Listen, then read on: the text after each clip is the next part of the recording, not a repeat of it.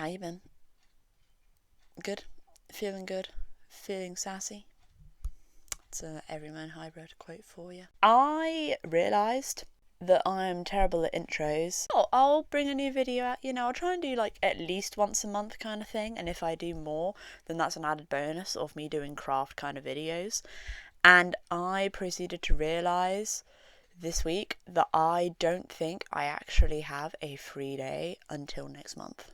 Five Nights at Freddy's, the puppet, or the marionette, whichever one you prefer. Need I say more? Let's crack on with the video, shall we?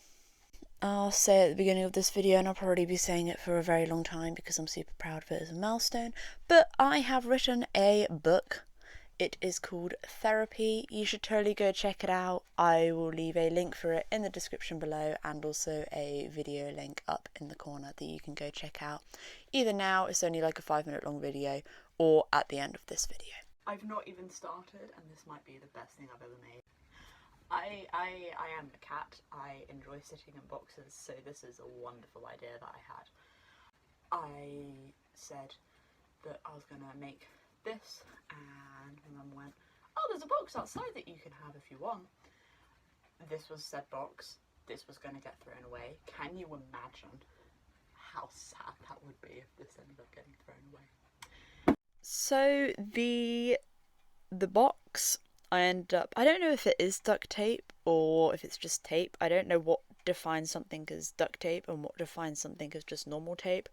But either way, I used thick tape and sellotape the side shut so that it would be a bigger box overall rather than smaller.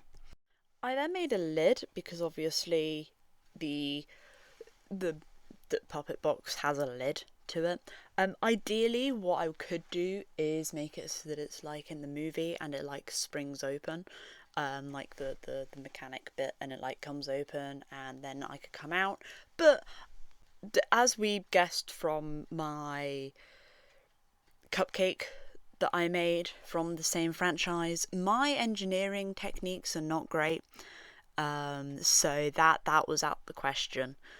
So instead we just stuck with ordinary lid that I compiled from, I think, 2 pizza boxes and a fajita box set. I believe it's what it's made of. I then paper mache'd it so that I could paint it all one colour, so that it would be a coherent shade and coherent texture all the way through. And I realise at this point you're essentially just watching I'm gonna guess 9-minute long video of me just painting stuff, and I apologise in advance for that, but also I'm really happy with this, so enjoy. So I'm just going to speak and you're going to have to put up with the fact that you can't see my face. This is the base. Well, not the base, this is the lid. As you can see, what I should have done is I should have just glued with a Pritt stick or something down these bits of paper rather than paper macheing them, because they're all peely now. But hindsight is a wonderful thing. It's not very strong and sturdy. Case in point, my cat decided to sit on it and it just... Whew. So I am going to reinforce the inside, this cat box. That I then plan on making the 2 bows. That's a bow, apparently. I plan on making the bows so they should basically look like that, but like on top. Putting a cat box on the inside of this lid to make it sturdier was possibly the best choice I've ever made.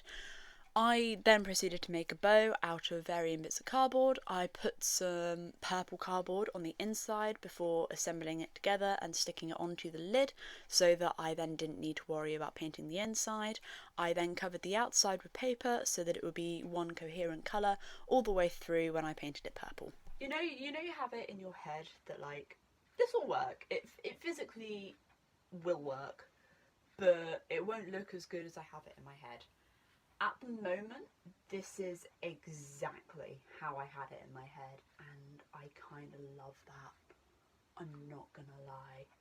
So I got a bit of scrap cardboard and I cut it out so it was the same length as the bow, so that I could at least try and have the same size of the ribbon part going down each side of the box. And I folded it in half as well so that I knew where the middle was, and I basically sketched onto the lid where I wanted the outline to be, and then I painted it purple. I need to paint the ends, however I can't rest it on anything because all of it's drying, so I'm going to go get 4 mugs and I'm going to rest it on the mugs so that I can paint the sides, and then I can leave it to dry, and then I'm going to get the box in and paint the stripes on the box.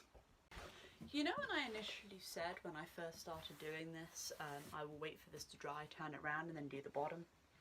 I never did the bottom, so what we're going to do is I'm going to paint the top part up until basically where I've just paper mache'd it. I'll let that dry, and then I'll do the entirety of the bottom of the paper macheing and the painting. So, you know when I told you a couple of minutes ago that this was essentially a video of a painting compilation, and you didn't believe me? Well, here is the start of the painting compilation. Essentially, I'm just painting a box. Like, I say that I made a box, I essentially just painted it. There isn't really much making to it. I thought I was going to make it, and then this box appeared, and now I'm utilising it. I'm at least I think it's semi-satisfying watching me paint these stripes. I mean, they are not even, and it's really noticeable later on, but pretend that you don't see that, and it looks great. Pretend that it looks great. It does look great, okay? If I'm confident enough that it looks great, then it actually does look great. I have put it on here so that it can dry in all 4 places without any of it touching the floor. I am going to, because off screen, I just did a little touching up bits here and there. As you can see, this bit's wet, but like this bit's really dry. So I just did that. I am going to go in with some paper, and I'm going to cover the tape parts on the bottom.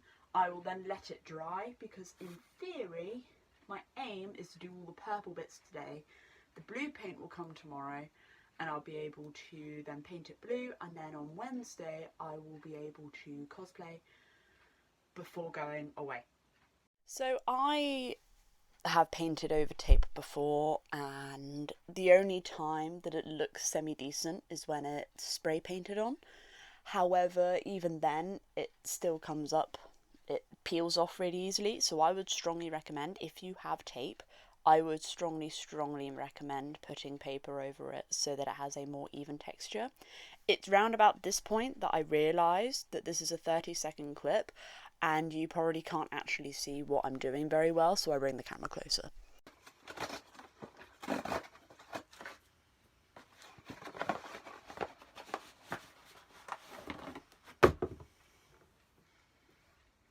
It's come.